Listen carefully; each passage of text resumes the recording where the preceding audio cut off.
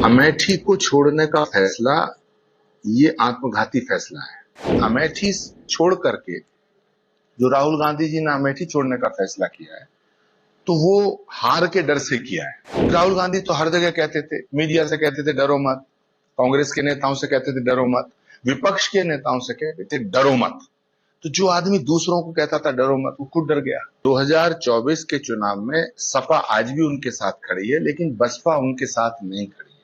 तो जो बसपा का वोट था उसको इसमें से माइनस अगर कर दिया जाए तो राहुल गांधी जी अमेठी भी हार रहे हैं और वो रायबरेली भी हार रहे हैं।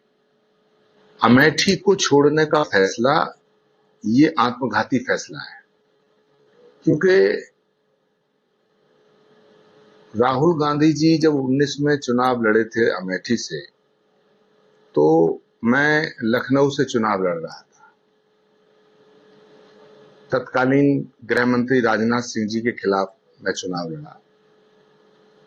हमारे सामने सपा बसपा का ज्वाइंट कैंडिडेट के रूप में शत्रुघ्न सिन्हा की पत्नी चुनाव लड़ रही थी, यानी कि मायावती जी और अखिलेश यादव दोनों का समर्थन हमें प्राप्त नहीं था, राहुल जी को प्राप्त था। अमेठी में उनका कोई कैंडिडेट नहीं था, तो सपा का समर्थन तब भी इनके साथ था, तब बसपा का समर्थन भी था।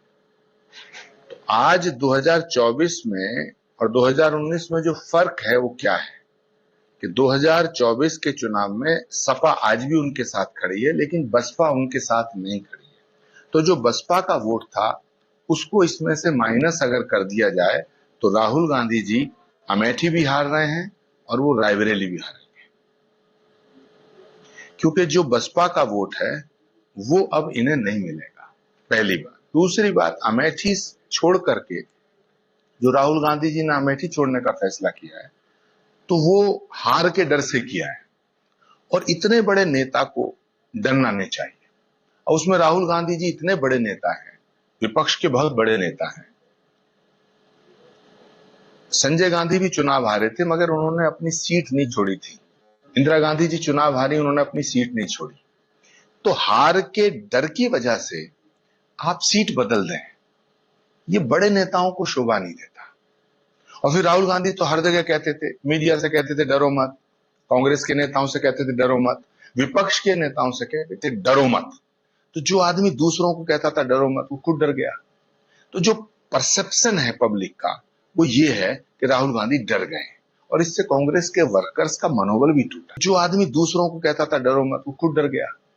तो जो परसेप्शन है पब्लिक का वो ये है कि राहुल गांधी डर गए, और इससे कांग्रेस के वर्कर्स का मनोबल भी टूटा।